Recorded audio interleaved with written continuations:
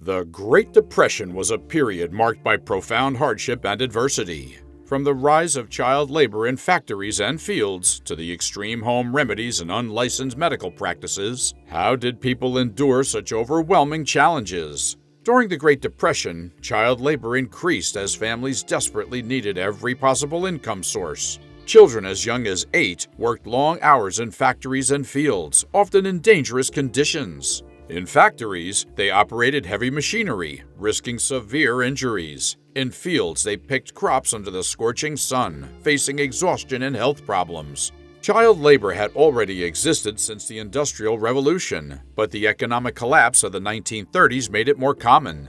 Families could not survive on one income, so children had to work. The struggles were immense. Children missed out on education and endured harsh working environments. The decline of child labor began with the New Deal reforms introduced by President Franklin D. Roosevelt. These reforms included stricter labor laws and compulsory education, which gradually reduced the need for child labor. By the late 1930s, child labor had significantly decreased, allowing children to return to school and enjoy a safer, healthier childhood. Before we move on, I'd like to ask you for a small favor. If you like this content, please take a second to like this video and subscribe to the channel.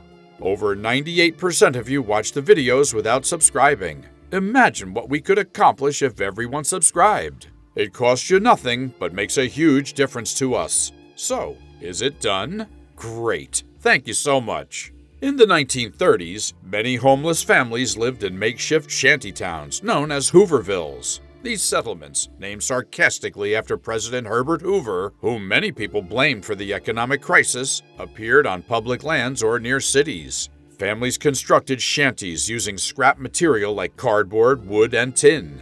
Life in Hoovervilles was difficult, as residents dealt with disease, crime, and poor sanitation. The origin of these shantytowns traced back to the stock market crash of 1929, which caused widespread unemployment and homelessness. People in Hoovervilles had to search for food, relying on soup kitchens and struggling to stay warm during the winter months. The decline of Hoovervilles began with President Franklin D. Roosevelt's New Deal programs, which offered jobs and housing assistance. These programs helped many people rebuild their lives and gradually led to the disappearance of Hoovervilles across the country. Amid the severe economic challenges of the Great Depression, many women turned to prostitution out of desperation to survive.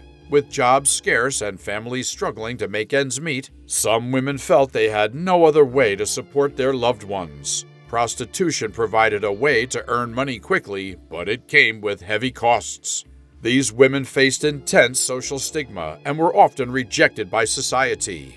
The health risks were significant, including sexually transmitted diseases, due to the lack of medical care and safe practices. Abuse and exploitation were also common, as many women had to contend with violent clients and unscrupulous pimps. Despite these dangers, prostitution became a lifeline for those with no other option, underscoring the extreme measures people took to survive during this difficult period.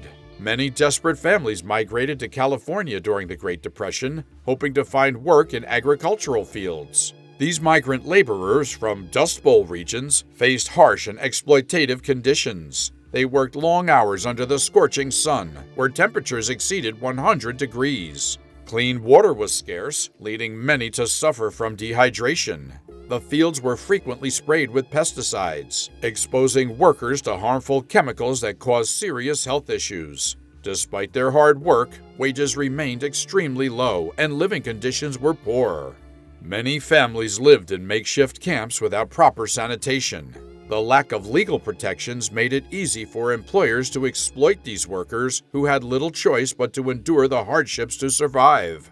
The desperation of these families forced them to accept harsh realities as they struggled to provide for themselves in a time of immense difficulty and suffering. The 1929 stock market crash shattered many lives, causing a tragic rise in suicides among stock traders and bankers. As the market fell sharply, numerous investors lost their fortunes almost instantly.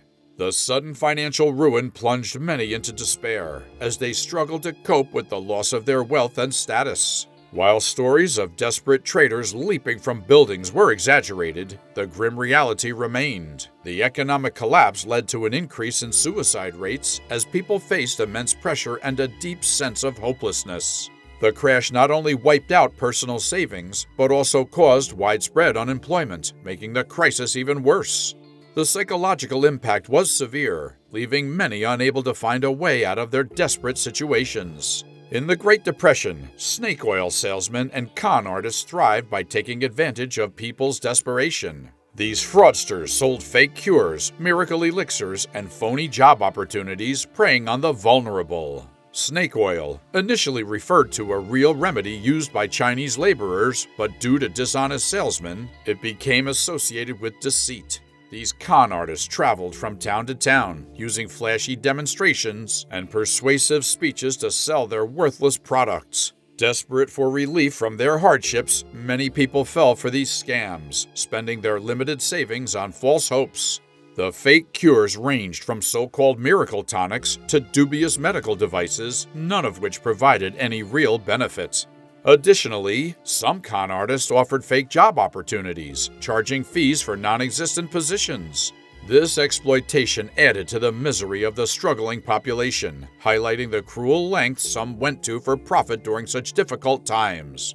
Amid the economic crisis of the Great Depression, many people resorted to street vending and begging as a last option.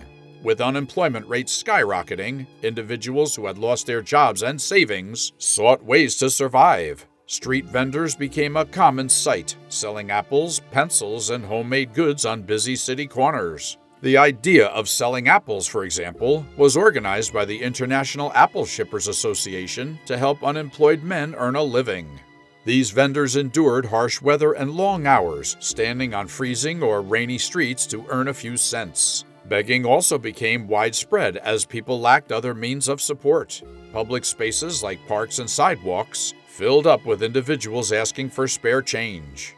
This period revealed the extreme measures people took to endure their difficult circumstances. Many people could not afford proper health care, so they had to rely on extreme home remedies and unlicensed medical practices. Families made their own treatments with whatever they had available. For instance, they used mustard plasters to treat chest congestion and vinegar-soaked clothes to relieve headaches. While some of these remedies actually worked, others were dangerous. Unlicensed doctors, commonly called quacks, offered questionable treatments that were usually ineffective or even harmful. These so-called doctors took advantage of desperate people by promising miracle cures that seldom worked. Since there was no regulation, anyone could claim to be a doctor, which led to widespread mistrust and fear.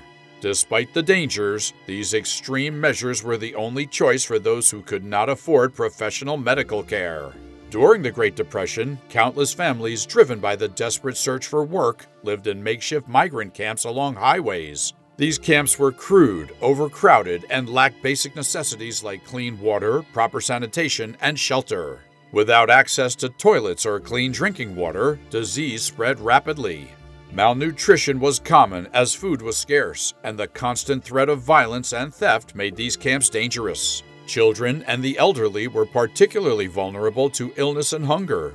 Despite these hardships, these camps became communities where people shared resources and supported each other. President Franklin D. Roosevelt introduced New Deal programs to create jobs and boost the economy. One important program was the Works Progress Administration, which provided work for millions of Americans. They were employed to build roads, bridges, schools, and other important infrastructure. While these jobs were essential for many families to survive, they came with significant risks. Workers faced dangerous conditions, such as working at great heights without proper safety equipment or operating heavy machinery with minimal training. Accidents were common, resulting in injuries and sometimes even deaths. Despite these dangers, the WPA jobs offered a crucial source of income and a sense of purpose to many. The public works projects not only helped individuals, but also played a key role in developing the nation's infrastructure for the long term. As we've seen, the Great Depression brought unimaginable hardships and perilous jobs. How did these struggles shape America's future? Share your thoughts, like this video, and subscribe for deeper dives into history's pivotal moments.